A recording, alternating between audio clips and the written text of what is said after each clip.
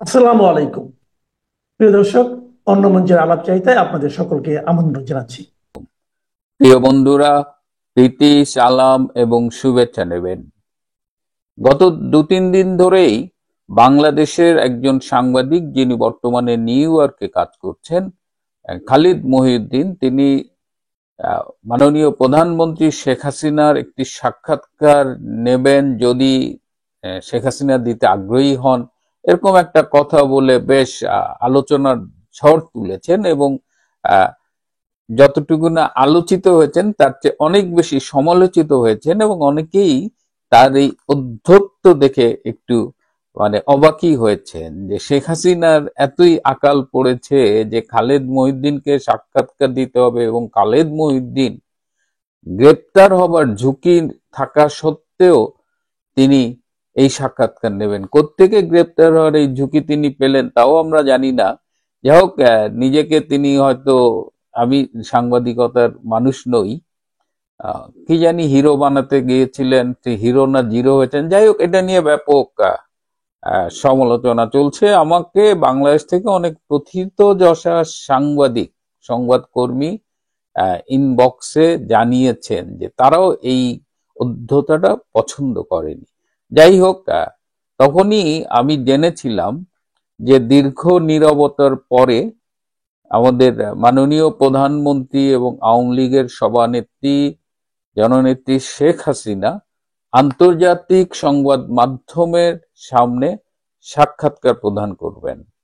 তো এইটা আমি শুনেছি পরশুদিন, এবং আজকেই দুটো বিখ্যাত সংবাদ মাধ্যম, একটা হলো যে রয়টার্স আর একটা হলো ব্রিটিশ পত্রিকা ইন্ডিপেন্ডেন্ট, দুটো পত্রিকায় নেত্রী শেখ হাসিনার দুটি সাক্ষাৎকার প্রকাশিত হয়েছে। দুটি সাক্ষাৎকারই ইমেলের মাধ্যমে তিনি প্রদান করেছেন, এবং অনেক প্রশ্ন, অনেক কিছুই আমরা এই সাক্ষাৎকারগুলো খুব বড় না, ছোট সাক্ষাৎকার আমরা পেয়েছি।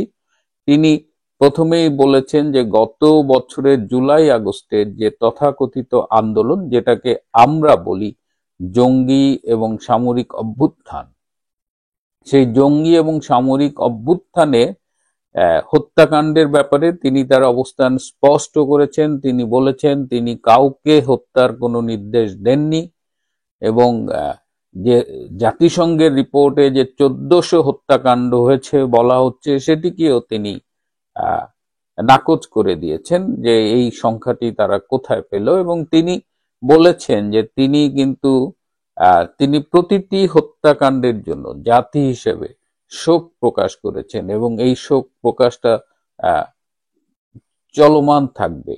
এবং তিনি মাঠ পর্যায়ে হয়তো আইন শৃঙ্খলা বাহিনীর যে পরিস্থিতি হয়েছিল সেই পরিস্থিতিতে গুলি হয়েছে, আমি দুটো সাক্ষাৎকারের লিঙ্কই ডেসক্রিপশনে দিয়ে দেব। এবং তিনি বলেছেন যে তার সরকার এই প্রতিটি হত্যাকাণ্ড তদন্তের জন্য একটি কমিশন গঠন করে দিয়েছিলেন, কিন্তু পরবর্তীতে এই অবৈধ ইউনূস সরকার এসে সেই তদন্ত কমিশন বাতিল করে দিয়েছে। এই বাতিল করাটা কিন্তু এখানেই কেন এইভাবে তদন্ত কমিশন বাতিল করা হলো, কেন প্রতিটা হত্যাকাণ্ড এইভাবে তদন্ত করে দেখা হলো না, এখানেই কিন্তু একটা বড় রকমের ফাঁক রয়ে গেছে। এই মৃত্যুগুলো কিভাবে হলো, এটি কি পুলিশের গুলিতে হলো কিনা, এটি আমরা যেটা শুনছি যে তৃতীয় পক্ষ স্নাইপার রাইফেলধারীরা ছিলেন, হ্যাঁ, সেই স্নাইপারদের গুলিতে মারা গেলেন কিনা, এই বিষয়গুলো কিন্তু অমীমাংসিত রয়েছে। এবং এই বিষয়গুলো মীমাংসিত না করেই আমরা জানি যে বাংলাদেশে আন্তর্জাতিক অপরাধ আদালত, যেটা ইন্টারন্যাশনাল ক্রাইমস ট্রাইব্যুনাল, সেখানে শেখ হাসিনার একটা বিচার চলছে। সেই বিচার সম্পর্কেও শেখ হাসিনা মুখ খুলেছেন। তিনি বলেছেন এটি একটি রাজনৈতিক প্রতিহিংসার নাটক, এটি একটি প্রহসনমূলক বিচার, এবং এই বিচারে তার রাজনৈতিক প্রতিপক্ষই বিচারক হিসেবে আছেন, এই বিচারিক কর্মকাণ্ডে জড়িত আছেন। সুতরাং তিনি অবাক হবেন না যদি এই বিচারের মাধ্যমে তাকে চূড়ান্ত কোনো শাস্তি দেওয়া হয়। তিনি বলেছেন to get rid of me, আমাকে একদম রিড অফ করে দেওয়ার মতো তো আহ, এই ট্রাইব্যুনাল নিয়ে তো আমরা জানি একটা হাস্যকর একটা ক্যাঙ্গারু কোর্ট ট্রায়াল হচ্ছে, একদম আইন কানুনের তোয়াক্কা না করে যে ট্রাইব্যুনালে আদৌ 1971 সালের ওই যুদ্ধকালীন যুদ্ধ অপরাধ, মানবতা বিরোধী অপরাধ, ওই সংশ্লিষ্ট অপরাধের বাইরে অন্য কোনো বিচার করার সুযোগ নাই, সেখানে গায়ের জোরে 3-4 বার সংশোধনী দিয়ে 4টা অধ্যাদেশ জারি করে তারা এই বিচার কার্য করছে। তো শেখ হাসিনা খুব বলেছেন যে এই বিচার কার্য, এবং এটা সবাই জানে যে এটা কি ধরনের নিম্নমানের এবং প্রতিহিংসামূলক একটা বিচার হচ্ছে। আগামীতে যে সংসদ নির্বাচন অনুষ্ঠিত হবার কথা, সেখানে তিনি আওয়ামী লীগের অংশগ্রহণের ব্যাপারে কথা বলেছেন, এবং তিনি বলেছেন যে বাংলাদেশে বর্তমানে 12,60,00,000 মতো ভোটার রয়েছে, এবং আমরা জানি যে কয়েক কোটি ভোটারের মধ্যে আওয়ামী লীগের সমর্থক বা আওয়ামী লীগের ভোটার, নৌকায় যারা ভোট দেন। সুতরাং এত পরিমাণ ভোটারকে বাদ দিয়ে যদি কোনো নির্বাচন হয়, সেই নির্বাচনটি একটি প্রহসনের নির্বাচন হবে। এবং আপনারা জানেন যে এর মধ্যে একটা অধ্যাদেশ জারি করে ডক্টর ইউনূসের অবৈধ সরকার আওয়ামী লীগের কার্যক্রম নিষিদ্ধ করেছে, এবং এরই পরিণতিতে মে মাসে নির্বাচন কমিশন আওয়ামী লীগের নিবন্ধন স্থগিত করেছেন। এবং এখন যেভাবে আইসিটিতে আমরা শুনছি যে দল হিসেবে হয়তো তারা আওয়ামী লীগের বিচার করে আওয়ামী লীগকে হয়তো দীর্ঘমেয়াদে নিষিদ্ধ করবার একটা চেষ্টা করবেন।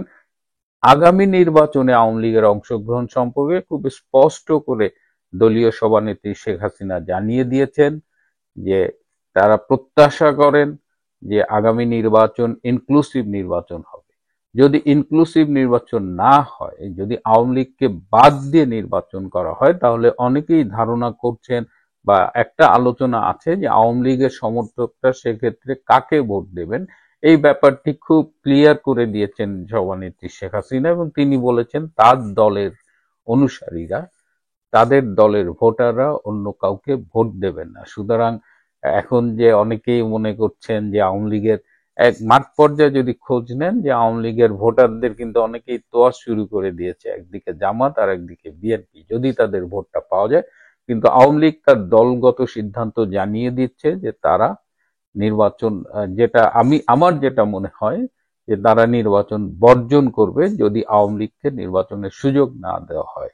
এবং আওয়ামী লীগ বিহীন, আওয়ামী লীগ ছাড়া যে নির্বাচন হবে, সেই নির্বাচনে যদি যে নতুন সরকারটি আসবে, আমার ধারণা যে তাদের জন্য দেশ পরিচালনা খুব সহজ হবে না, এবং সেটা খুবই চ্যালেঞ্জিং একটা ব্যাপার হয়ে যাবে। দেশে ফেরার ব্যাপারে শেখ হাসিনা কিন্তু দেশে ফেরার ব্যাপারে তার আকুলতা এই সাক্ষাৎকারেও জানিয়েছেন। আমি যতদূর জানি তিনি দেশে ফিরে আসতে চান, কিন্তু তিনি খুব ক্লিয়ার করে দিয়েছেন দেশে যদি একটা সাংবিধানিকভাবে নির্বাচিত সরকার থাকে, আইনের শাসন থাকে, তাহলে তিনি ফিরে আসবে। এবং তিনি, আমরা জানি তাকে যারা চিনি, তিনি নির্ভীক, তিনি এইসব তাকে ভয় দেখিয়ে তাকে কোনো কিছু থেকে নিবৃত্ত করা যায় না, জনগণের ন্যায়ের পক্ষে তিনি আছেন।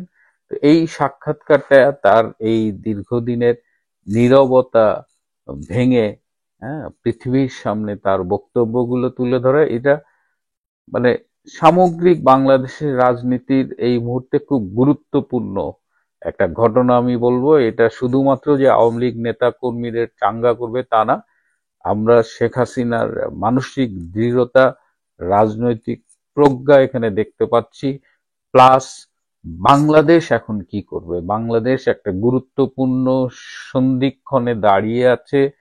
সেখানে আওয়ামী লীগ সহ সকল রাজনৈতিক দলের অংশগ্রহণে একটা ইনক্লুসিভ নির্বাচনের মাধ্যমে একটি গণতান্ত্রিক সরকার আসবে, নাকি আওয়ামী লীগ সহ সমমনা দলগুলোকে বাদ দিয়ে নিজেদের একটা পাতানো প্রহসনের নির্বাচনের মাধ্যমে একটি সরকার গঠন করে বাংলাদেশকে ঠেলে দেবে আরো অনিশ্চয়তার মধ্যে। ইতিমধ্যেই বাংলাদেশ খুব খারাপ অবস্থায় আছে। এদিকে জুলাই সনদে সই নেওয়ার পরে এই রিয়াজ সাহেব, আলী রিয়াজ যে যে জিনিসটা সনদের নামে যেটা প্রডিউস করলো, সেটাতে সেটা দেখে আমার মনে হয় যে বিএনপির রিয়াকশনটা আমার খুব ভালো লাগছে, বিশেষ করে এই যে সালাউদ্দিন সাহেবের রিয়াকশনটা। বিএনপি কি বুঝতে পারছে যে এটা কিরকম মানুষ মাইন্ড চিপায় পড়ছে?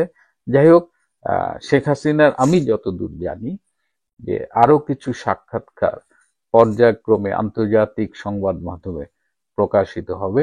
আমরা বাংলাদেশের একদম শেষ সময় চলে আসছি। এই নভেম্বর মাসেই শেখ হাসিনার আইসিটিতে রায়ের ব্যাপারে একটা কথা বলা হবে এবং বাংলাদেশকে অনিশ্চয়তার মুখে ঠেলে দিয়ে ডক্টর ইউনূসরা আসলে কি করতে চাইছেন, এবং আমরা যখন বলতাম যে ডক্টর ইউনূস এসেছে দেশ গড়তে নয়, সংস্কার করতে নয়, ধ্বংস করতে, তখন অনেকেই আপনারা বিশ্বাস করতে চাইতেন না। কিন্তু আজকে বিষয়গুলো খুব ক্লিয়ার হয়ে গেছে এবং শেখ হাসিনার এই গুরুত্বপূর্ণ সাক্ষাৎকারটি আমাদের বেশ কিছু প্রশ্নের জবাব দিয়েছে। আমার মনে হয় গত 2-3 দিনে মোটামুটি ভাবে সবাই বুঝতে পারছেন যে রাজনীতির খেলাটা জমে উঠতে শুরু করেছে এবং যে অস্থিরতা, অনিশ্চয়তার আশঙ্কা সেটা গাঢ় হতে শুরু করেছে। ঐকমত্য কমিশন তার রিপোর্ট সরকার প্রধানের কাছে দিয়েছে যে জুলাই সনদ কিভাবে বাস্তবায়ন হবে, তাদের প্রস্তাবনা তারা দিয়েছেন। এখানে আমাদের মনে রাখা দরকার যে ঐকমত্য কমিশনের প্রধান আর বাংলাদেশ সরকারের প্রধান কিন্তু একই ব্যক্তি, প্রফেসর মোহাম্মদ ইউনূস। কাজে ঐকমত্য কমিশন যে সুপারিশ করেছে তার সঙ্গে সরকার প্রধানের ভিন্ন মত থাকবার কোনো কারণ নেই, সাধারণভাবে এটা আমরা ধরে নিতেই পারি। এবং ঐকমত্য কমিশন আপনাদের স্মরণ থাকবার কথা, আমি এক সময় বলেছিলাম যে বিএনপি আসলে প্রতি পদে পদে ভুল করছে এবং তারা কম্প্রোমাইজ করতে করতে এমন জায়গায় এসে দাঁড়াচ্ছে যে তখন আসলে কোনো কিছুই তার নিয়ন্ত্রণে থাকবে না। এবং এখন যেটা দাঁড়াচ্ছে যে সেই বিএনপি, বাংলাদেশ জাতীয়তাবাদী দল, দেশের অন্যতম বৃহত্তম রাজনৈতিক দল, বলা যেতে পারে এখন একমাত্র সবচেয়ে বড় দল, কারণ আরেকটি দল নেই বললেই চলে, ভিজিবল না। সরকারও তাদের রাজনীতি করতে দিচ্ছে না, তারাও সামনে আসতে পারছে না, আওয়ামী লীগের কথা বলছে। সো সেই বিএনপি যার অতীতে বহুবার ক্ষমতায় ছিল, যারা বিরোধী দলে দীর্ঘদিন ছিল, এই সরকারের সঙ্গে সমর্থন তাদের সবসময় ছিল, প্রথম দিকে কিছুটা সমালোচনা করলো, পরে আবার সরকারের ব্যাপারে একেবারে 360 ডিগ্রি ঘুরে সমর্থন দিয়ে আসছে। সেই বিএনপি এখন বলছে যে ঐকমত্য কমিশন জাতীয় অনৈক্য তৈরি করেছে, জাতীয় ঐক্যের বদলে জাতীয় অনৈক্য তৈরি করেছে। এবং যেমনটা কিছুদিন আগে নাহিদ ইসলাম বলেছিলেন, এনসিপির প্রধান, যে জামাত তাদের সঙ্গে প্রতারণা করেছে, জনগণের সঙ্গে প্রতারণা করেছে, সেটা এখন বিএনপি করছে যে জাতীয় ঐকমত্য কমিশন জনগণের সঙ্গে প্রতারণা করেছে। অবশ্য রাজনীতিবিদদের যে কোনো গঠনমূলক সমালোচনা অ্যাকসেপ্ট করা উচিত। সো আমি যখন বিএনপি কি করা উচিত না করা উচিত, বা বিএনপি কেন এই মুহূর্তে অপরিহার্য শক্তি বাংলাদেশের রাজনীতিকে ঠিকঠাক করবার জন্য, এটা যখন বলেছে তখন বিএনপির নেতাদের অনেকের হয়তো ভালো টালো লেগেছে। এখন আবার ওই যে মাঝে মধ্যে সমালোচনা করি, তাদের কাছে মনে হয় তারা এখন কেউ কেউ বলছেন যে আমি তো বিএনপির লোক না, এই কথাটি তারা যথার্থ ধরতে পেরেছেন। আমি তো আসলে তাদের না, আমি আওয়ামী লীগেরও না, আমি জাতীয় পার্টিরও না, জামাতেরও না, এনসিপিরও না, কারো না। আমি একজন সাধারণ সাংবাদিক, একজন একটি গবেষণা প্রতিষ্ঠানের সঙ্গে কর্মরত একজন মানুষ। এবং তারা আবার বলছেন ও যা বলছে সেটা আসলে আমেরিকার স্বার্থ বাস্তবায়নের জন্য বলছে, ও আসলে আমেরিকা যা চায় সেটা চায়। শুনলাম একজন অত্যন্ত বড় মাপের বিএনপি নেতা, তিনি একজনকে বলছিলেন, এবং যে বিএনপি নেতার নাম ধরে আমি তার পক্ষে অনেক কথা বলেছি, তিনি বলছেন যে ও তো ওই যখন সরকার করিডোর দিতে চাইলো মিয়ানমারে, তখন তার পক্ষেও ছিল। আসলে নিজেদের পক্ষে যে কথাটুকু যায় ওটুকু শোনেন, বাকিটা শোনেন না। আমি বরাবরই সেটা বলেছি, এই কাজটা নির্বাচিত সরকারের কাজ। সো আমাকে যখন কেউ রয়ের দালাল বলে, কেউ আমেরিকার দালাল বলে, কেউ আর্মির দালাল বলে, কেউ বিএনপি বলে, কেউ কখনো ফ্যাসিস্টের দোষ বলে, আমি মাইন্ড করি না। কারণ আমাদের চিন্তার ক্ষমতা বা আমাদের বিবেক আর নিজেদের স্বার্থে লাগলে কাউকে আমরা অ্যাকসেপ্ট করতে চাই না, সে যত ভালো কথাই বলুক না কেন, যত সত্যি কথাই বলুক না কেন। এই কারণে একটা কথা আছে, আপনার ব্যক্তিগত জীবনে সবাই খেয়াল রাখবেন, কোনো মানুষকে যদি আপনি চিনতে চান, বুঝতে চান, বা সে আপনার জন্য কতটা নিবেদিত সেটাও বুঝতে চান, তাহলে তার স্বার্থে আঘাত করুন, পরীক্ষামূলকভাবে করে দেখুন। স্বার্থে আঘাত লাগবার পরও যে আপনার সঙ্গে থাকবে, বুঝতে হবে সেই হচ্ছে আসল। আর একবার স্বার্থে আঘাত লাগলে যে বিগড়ে যাবে, এলোমেলো আচরণ করবে, বুঝতে হবে সে আসলে আপনার নয়। সকল ক্ষেত্রে এটা প্রযোজ্য, একেবারে ব্যক্তি পর্যায় থেকে রাষ্ট্রীয় পর্যায়ে, বৈশ্বিক পর্যায়ে এটা প্রযোজ্য। তো যে কথা বলছিলাম, এখন ঐকমত্য কমিশন, বিএনপি অভিযোগ করছে যে নোট অফ ডিসেন্টের বিষয়গুলো সেভাবে আসেনি। তারা বলছেন যে সংবিধান সংস্কার পরিষদের প্রস্তাব দেওয়া হয়েছে, সেটা কখনো আলোচনা হয়নি। তারা বলছেন 270 দিনের মধ্যে এই আদেশাবলী কার্যকর না করলে স্বয়ংক্রিয় পদ্ধতিতে অটো পাসের মতো সেগুলো পাস হয়ে যাবে। তারা গণভোটের কথা বলছেন, যদিও সেটা ইলেকশনের, জাতীয় সংসদ নির্বাচনের আগে বা নির্বাচনের দিনও হতে পারে। অনেক রকমের কথা তারা বলছেন, কিন্তু তারা একটা জিনিস এটা মোটামুটি ভাবে স্পষ্ট, যে তাদের টোন থেকে যেটা বোঝা যায় যে তারা আসলে এটা চাপিয়ে দিতে চাইছেন। চাপাচ্ছেন না কখন? হ্যাঁ, গণভোটে যদি সবাই না করে, না ভোট পড়ে, তাহলে তো এটা হবে না, জনগণ চায় না। এখন গণভোট তো আবার অনেকে এরকম কথা বলছেন যে গণভোটে তো এই পদ্ধতিতে গণভোট করতে পারলে বিএনপি বিপক্ষে ভোট দেবে, আওয়ামী লীগও হয়তো বিপক্ষে ভোট দেবে, না হয়ে যাবে, না হয়ে গেলে না হয়ে যাবে। কিন্তু আবার এই জুলাই সনদে স্বাক্ষর না করলেও এনসিপি কিন্তু এই জুলাই সনদ বাস্তবায়নের যে আদেশের যে প্রক্রিয়া, ঐকমত্য কমিশনের প্রধান সেটাকে ইতিবাচকভাবে দেখছে। জামায়াত ইসলামী কিন্তু একইভাবে ইতিবাচকভাবে দেখছে। এবং আমি যখন বলি যে আসলে জামাত এখন অনেক বড় প্লেয়ার হয়ে দাঁড়িয়েছে, তারা সবকিছু তাদের নিয়ন্ত্রণে, এই সরকার বলেন, অন্যান্য প্রশাসন সহ অন্য অনেক কিছুই তাদের আসলে অনেকখানি নিয়ন্ত্রণে। এমনকি আন্তর্জাতিক সম্পর্কগুলো তাদের নিয়ন্ত্রণে, এই অর্থে যে বাকি রাজনৈতিক দলগুলো আসলে ওই এনগেজমেন্টটা করতে পারছে না কারোর সঙ্গে। সো তাদের কনভিন্সিং পাওয়ার, তাদের হোমওয়ার্ক অনেক অনেক বেশি অ্যাডভান্স।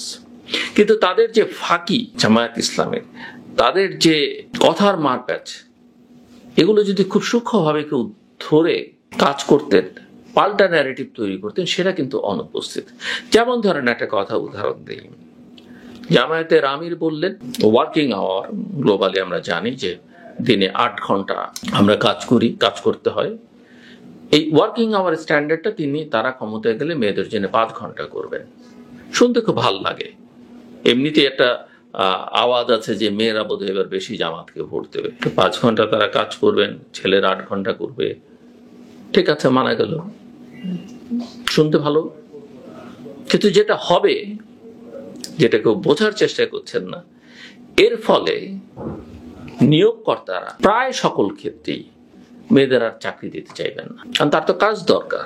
যেই লোকটি ব্যবসা করতে বসছে সে তো আর ধাতব্য খানা খুলে বসে নাই, হয়তো সরকারি অফিসে স্থিত হবে। আর সরকারের বাল, এটা তো দরিয়ামে ঢাল, কারো কিছু যায় আসে না, তাই না? বাংলাদেশে তো আমরা সেটা দেখি এবং জানি।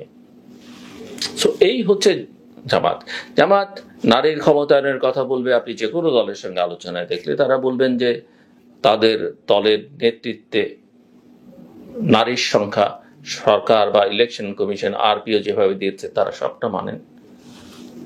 প্রচুর মেয়ে তাদের দলের রাজনীতি করে, সব কথা ঠিক, কিন্তু কোনো মেয়ে কোনোদিন জামাতের আমির হতে পারবে না। এমনকি জামাতের সর্বোচ্চ নীতি নির্ধারণী পর্যায়েও মেয়েদের তেমন কোনো অবস্থান নেই, আমরা সবাই জানি।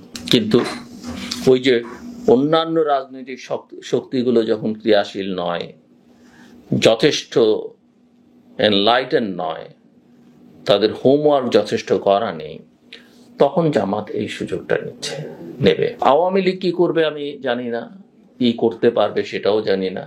তবে যে ধারায় আওয়ামী লীগ দেশ শাসন করেছে এবং যে ধারায় এখনো তারা রাজনীতিটা করছে, তাদের ফেরত আসার সম্ভাবনা অত্যন্ত অত্যন্ত ক্ষীণ, অত্যন্ত ক্ষীণ। এখন এই রাজনীতিটা কে করবে? এই রাজনীতিটা কি বিএনপি করতে পারে? বিএনপি বরাবরই বলেছে, বিএনপি আমরা জানি এটা centre right political party, Awami League একটা সেন্টার লেফট পলিটিক্যাল পার্টি ছিল, জামাত একেবারে পুরোপুরি রাইট উইং পলিটিক্যাল পার্টি। তো এই জায়গাটা একটা বিএনপি এখন বলছে যে একদম তারা মধ্যপন্থার রাজনীতি করবে, বলছে বটে, কিন্তু কতখানি এই জায়গায় তারা থাকতে পারবে সেটা একটা বড় প্রশ্ন। সারা পৃথিবী জুড়ে রাইট উইংদের বা সেন্টার রাইটদের একটা উত্থানের পর্ব এখন চলছে, সেখানে এই যে সেন্টার লেফটের যে পলিটিক্সটা সেটা হয়তো থাকবে, কিন্তু সেটা ধীরে ধীরে মিয়ে যাবে। এবং এখন এই সমর্থনটা আসলে কার পক্ষে যাবে, জামাত না বিএনপির? সাধারণভাবে দেখলে বিএনপির সমর্থনটা, বিএনপির প্রতি তাদের সমর্থনটা যাওয়া উচিত ছিল, যাওয়ার কথা, কিন্তু এলাকা ভিত্তিকে, কারণ কেন্দ্রীয় কোনো কমান্ড আওয়ামী লীগের থাকবে, অদূর ভবিষ্যতে সেটা কাজে লাগবে, শেখ হাসিনা বা ওই পরিবারের কেউ কিছু বললে সবাই মেনে নেবে আওয়ামী লীগের নেতা, আমার মনে হয় না। শেখ হাসিনা যদি পালিয়ে না গিয়ে দিল্লিতে না গিয়ে গোপালগঞ্জে গিয়ে থাকতেন, আমার মনে হয় তিনি নিরাপদও খানিকটা থাকতেন, গোপালগঞ্জের মানুষও তাকে প্রোটেকশন দিত, দলটাও টিকে থাকতো, তার কিছুটা নৈতিক শক্তি দেখাতে পারতেন, তিনি বলতে পারতেন যে আমি পালিয়ে যাইনি। তো কয়েকদিন আগে তিনি বললেন যে শেখের মেয়ে পালিয়ে যায় না, তিনি পালিয়ে গেলেন। যেমন ওই 86 সালে তিনি বলেছিলেন যে এরশাদের অধীনে যারা নির্বাচনে যাবে তারা জাতীয় বেঈমান, ঠিক একদিন পরেই তিনি আবার নির্বাচনে চলে গেলেন। তো ওনার ব্যাপার স্যাপার এরকম। সো কিন্তু একেবারে কমের পক্ষে, নিদেন পক্ষেও যদি আমি হিসেব করি, বাংলাদেশের মাইনরিটি ভোটের কিন্তু মোটা দাগে পুরো ভোটটাই আওয়ামী লীগের যায়, কারণ তারা কমফোর্টেবল মনে করে। এবং অন্তত 10% আওয়ামী লীগের মুসলিম ধর্মাবলম্বীরাও, ইসলাম ধর্মাবলম্বীরাও আওয়ামী লীগের ভোটার এখনো আছে আমি মনে করি। এরা কাদেরকে ভোট দেবে? আমি মনে করি এলাকা ভিত্তিকে, যদি আওয়ামী লীগ নির্বাচন করতে না পারে, এলাকা ভিত্তিতে যার সঙ্গে তারা কমফোর্ট জোনে থাকবে তাদেরকে দেবে। এখন এই ভোটটা, এই রাজনীতিটা, এই মুক্তিযুদ্ধ 90-24কে একসঙ্গে ধারণ করা, একটা স্বপ্ন দেখানোর রাজনীতি করা, তরুণদের জন্য আশা জাগানিয়া রাজনীতি করা, সেটা বিএনপি করা উচিত ছিল। কিন্তু আমার মনে হয় না তারা সেখানে কতখানি করতে পারছেন। হ্যাঁ, তারেক রহমান অনেক সুন্দর সুন্দর কথা বলছেন, ভালো কথা বলছেন, চেষ্টা করছেন, কিন্তু মানুষ তো একটা, তাকে সমর্থন দেওয়ার, সহায়তা দেবার আমি খুব বেশি কিছু দেখতে পাই না। আর বাংলাদেশের রাজনীতিতে একটা বড় সমস্যা আছে, বড় বড় নেতারা তাদের চারপাশে যারা থাকেন, শেখ হাসিনা থেকে শুরু করে সবাই,